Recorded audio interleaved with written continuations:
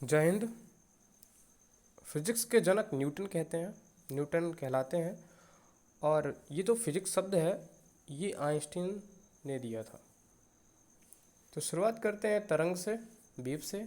किसी माध्यम में उत्पन्न हलचल या विक्षोभ हो उसे तरंग कहते हैं।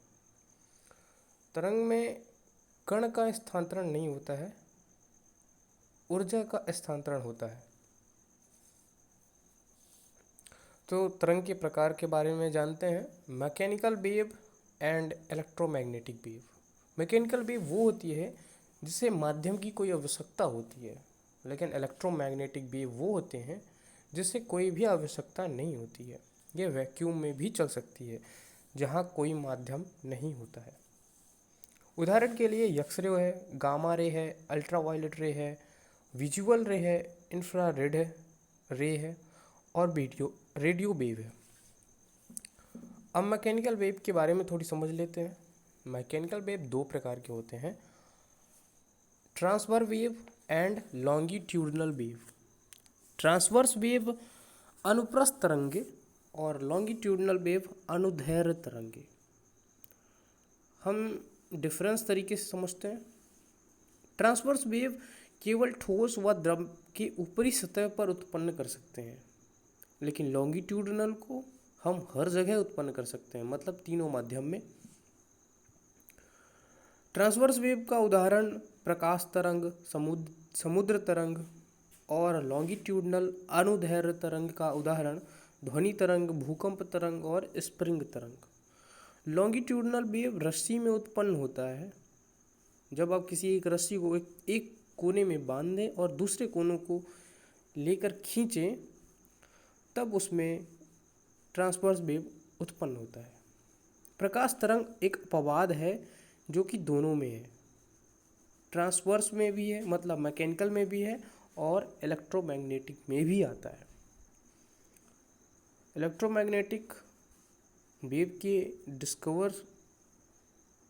जिन्होंने डिस्कवर किया है, हम उनका नाम जानते हैं। इससे पहले एक ट्रिक है, उस ट्रिक को समझ लेते हैं। लहर गांव के एक राजा अहमद को परिदर्शन हुए। तो ला से लघु तरंग का इन्वेंटर हर्ट्ज है, और गांव से गामा किरण जिसके इन्वेंटर बैक्यूरल है। गांव एक राजा, एक से एक्सरे और राजा से रोएंटजन।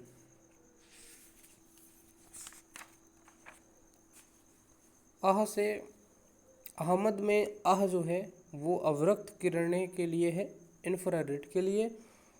हा से हर्सेल और मद मतलब इसमें उल्टा है फॉर्मूला में, दीर्घ तरंग दा मतलब और उत्पन्न करता वाले मरकोनी।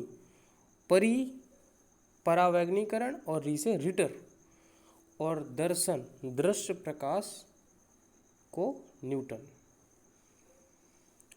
अब दूसरे टॉपिक पे आते हैं अपने प्रकाश। प्रकाश एक ऊर्जा है, ऐसी ऊर्जा जो अणुओं को द्रव्यमान बनाती है। प्रकाश विद्युत चुंबकीय तरंग व ट्रांसवर्स वेव भी है, अनुप्रस्थ तरंग भी है। इसकी जो गति होती है वो सरल रेखीय होती है, स्ट्रेट लाइन होती है। इसकी जो सबसे ज़्यादा चाल होती है, स्पीड होती है, वो निर्वात में होती है, वैक्यूम में होती है। 3 × 10⁸ मीटर पर सेकंड। सबसे ज़्यादा निर्वात में होती है गति, फिर गैस में, फिर द्रव में और फिर ठोस में। कुछ फैक्ट है उनके बारे में जान लेते हैं। प्रकाश की चाल सर्वप्रथम ज्ञात करने वाले व्यक्ति रोमर थे। प्रकाश का चाल का सबसे बड़ा स्रोत सूर्य है। प्रकाश की विद्युत चुंबकीय प्रकृति की खोज किसने की? मैक्सवेल ने की।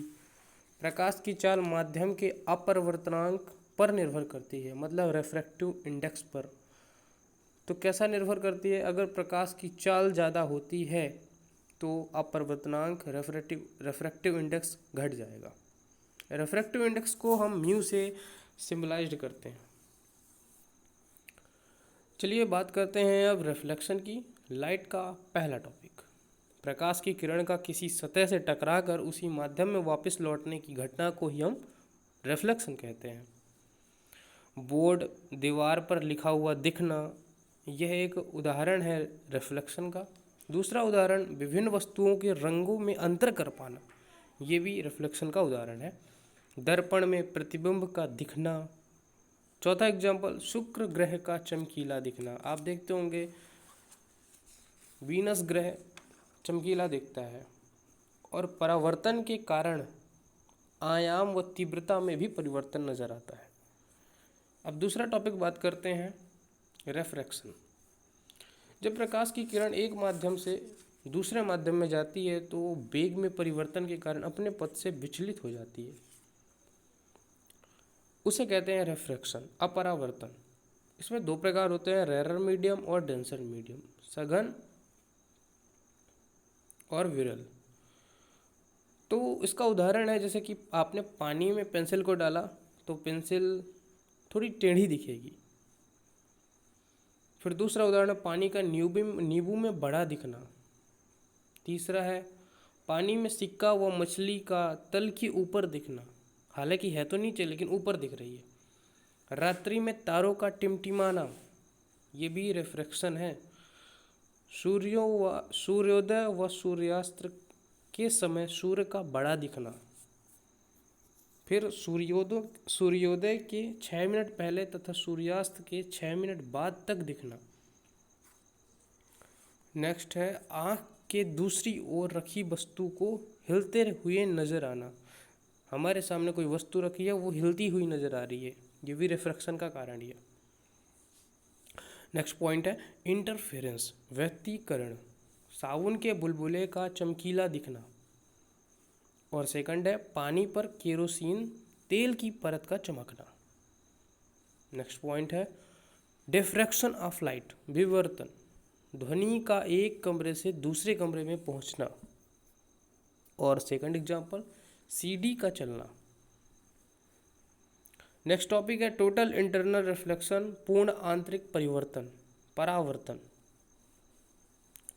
इसमें हम कुछ ऐसी चीज़ें जानेंगे जैसे कि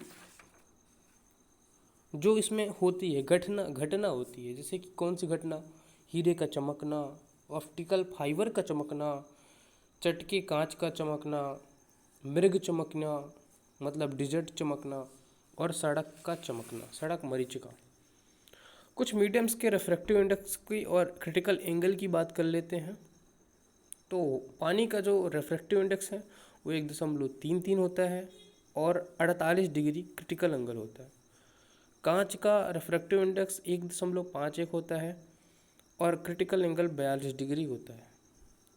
हीरा का रिफ्रैक्टिव इंडेक्स 2.42 होता है और क्रिटिकल एंगल 24 होता है।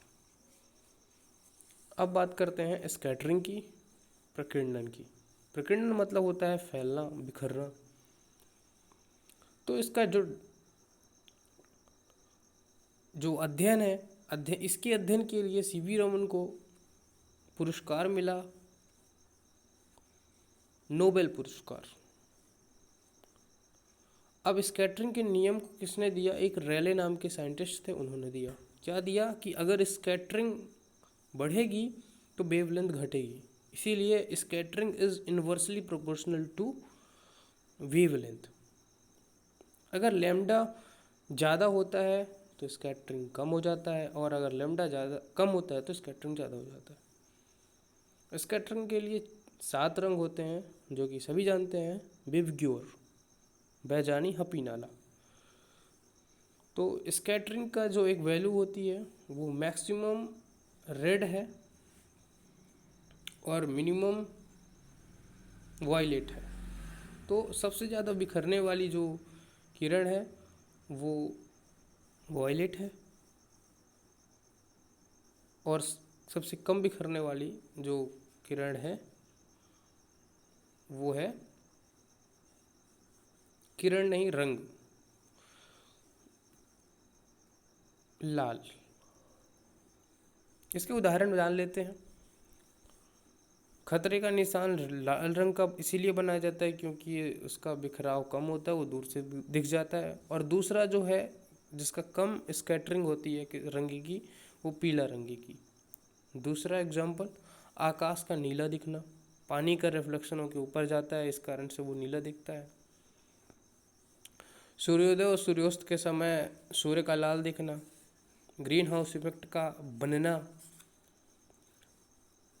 नेक्स्ट एग्जांपल है समुद्र के पानी का रंग दिखना, रंग नीला दिखना। और सर्वाधिक विचलित रंग जो है वो बैगनी है। अब स्पेक्ट्रम में 3 चीज़ आती हैं, वो है इंद्रधनुष। इंद्रधनुष में होता है स्पेक्ट्रम, प्रिज्म में होता है और स्केल में होता है। चलिए बात करते हैं इंद्रधनुष की। सर्वप्रथम इसको बताया द्विकार्ते ने। वर्षा की समाप्ति के बाद बनता है। इसमें 7 रंग होते हैं। इसकी घटना को हम रिफ्लेक्शन भी कहते हैं, टोटल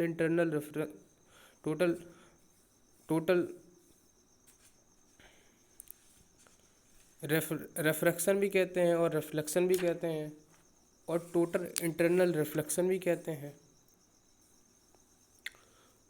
तो इस इंद्रधनुष में 2 प्रकार के होते हैं, एक प्राइमरी और एक सेकेंडरी।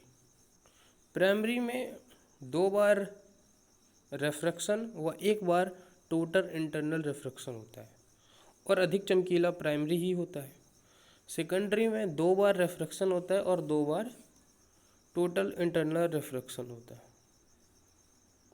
इसीलिए सेकेंडरी कम चमकता है, क्योंकि उसमें 2 बार ही दोनों 2 बार हो जाते हैं, रिफ्रैक्शन भी और टोटल इंटरनल रिफ्लेक्शन भी। अब प्राथमिक रंग की बात कर लेते हैं कौन कौन सी है, और सेकेंडरी रंग की बात कर लेते हैं। उदाहरण सबसे पहले जानते हैं कि इनका प्राथमिक रंग का उपयोग कहाँ किया जाता है। तो रंगीन टीवी में। और इस प्राथमिक रंग को कलर ब्लाइंडनेस जिसको होती है उसको पहचानने में दिक्कत आती है। प्राथमिक रंग RBG हैं और जो बचे V/C ये सेकेंडरी रंग हो गए।